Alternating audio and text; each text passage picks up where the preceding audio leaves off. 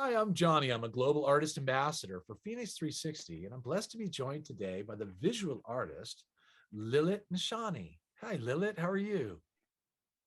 Hi, John. Fine. Thank you for having me today. Oh, I'm so happy to see you, and thanks so much for joining me. What we're going to do now, Lilit, if we can, is we're going to share some of your visual artwork with our audience. So if it's okay with you, we'll tune into some of your video and some of your images. Sound good? Thank you. Yes, sure. Okay, terrific. Then everyone, please enjoy the visual artwork from Lilit NSHANI.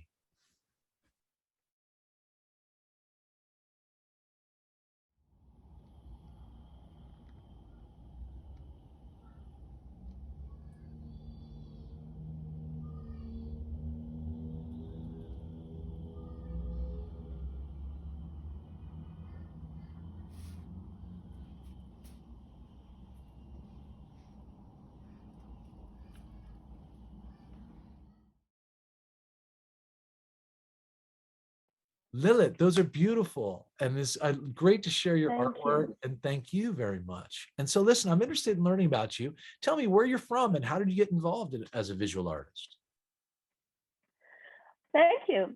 I'm My name is Lilit Nishani, as you already mentioned. I'm an artist, visual artist from Armenia, Yerevan. Oh, And my story regarding the art and my engagement in art is kind of looks more like a journey rather than a story. So okay. it all begins from my childhood when I engaged in different uh, art situations with my granny, who was an art collector, and also starting some studies in art school. I was very impressed with art as it is, the visual practices, which helps me overcome the teenager situations and teenager ins and outs that everyone has.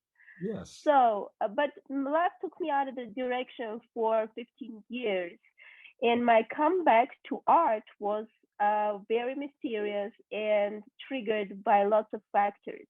First of all, in 2017, I got a coaching session, leadership coaching session. And Allison, the coach who were interviewing me for the first discovering session, she told me that I need to clean up my fight with myself, with my inner child, because if I do not get back to art, my whole career in business, which I was successfully doing for 15 years, will just stop there because I have things that I need to clean up with my inner child.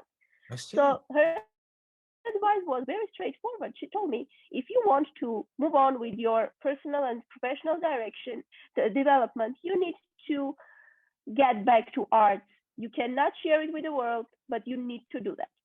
That was the first trigger.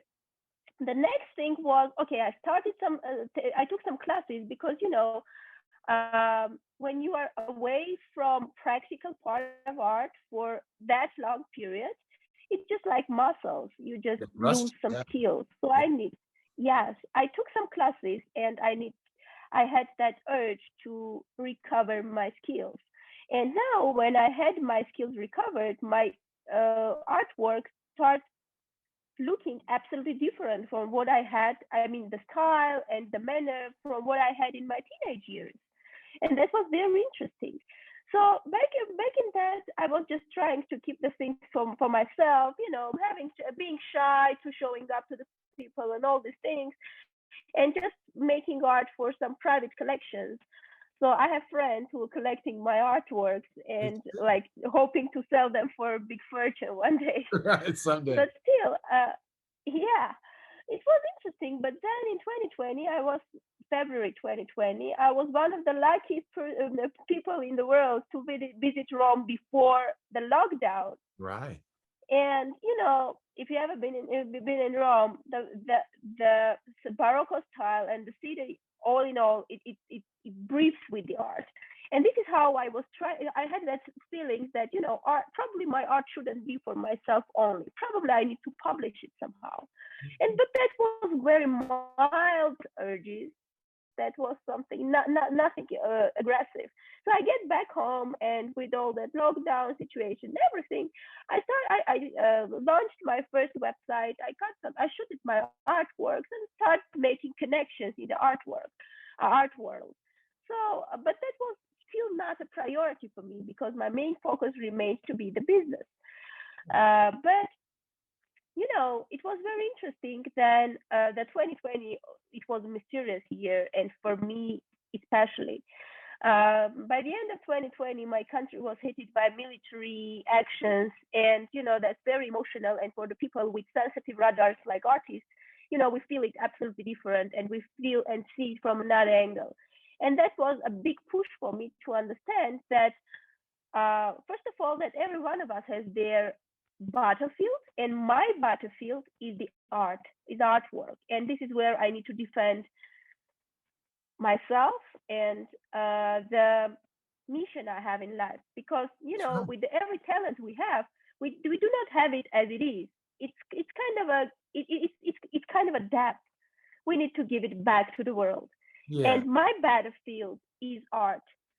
And this is how I rediscovered myself as an artist. And versus me being a teenager and not being sure about what I want in life, or how do I want to position myself, what I want to tell with my art. Now I was the moment of rediscovery and recognition of my mission came with the matureness and the responsibility for the talent. Yeah, listen, I love this testimony. It is so beautiful to hear your story, Thank you. Lilit, because I got to tell you what, you did develop spiritual maturity that actually has reflected in your art, so it's so much more refined. And also your perspective of using your art as your battlefield, the way in which you express your gift back to the world is really inspiring. And I love it, that people had an opportunity to hear your journey, so that they also can be empowered about that little child that we all need to make peace with in our own hearts, that we've been so critical and not caring for. Yeah. So I think that that was really beautiful and wise advice that you were given to go and revisit and re-explore your gift, which is your artwork, as well as your business ventures too. It's just now you are actually, I think, serving your soul's calling, and that is a beautiful and noble expression. So we're looking forward to all the new progress that you'll be coming out with, new work. Can you tell me, are you involved in anything in particular right now with regard to your art? Do you have anything that's coming up soon? Yes, two very interesting things are coming soon. Um, Next week, or probably the week after it, a great friend of mine, an art historian, world-known art historian, art object expert, Patrick Canum, is launching his first magazine, Wow. a look at art.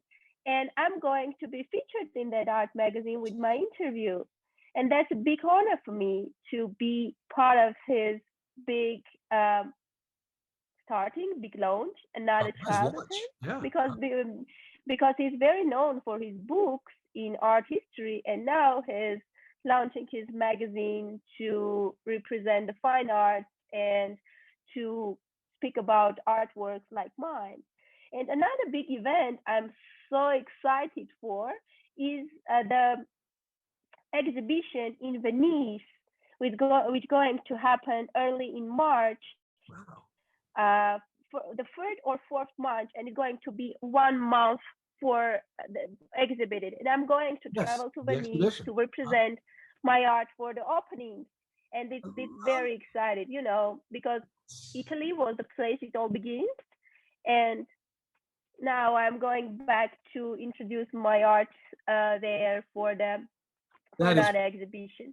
That's wonderful. And also your appreciation of Italy, and also the history and the rich, art that comes out of Rome.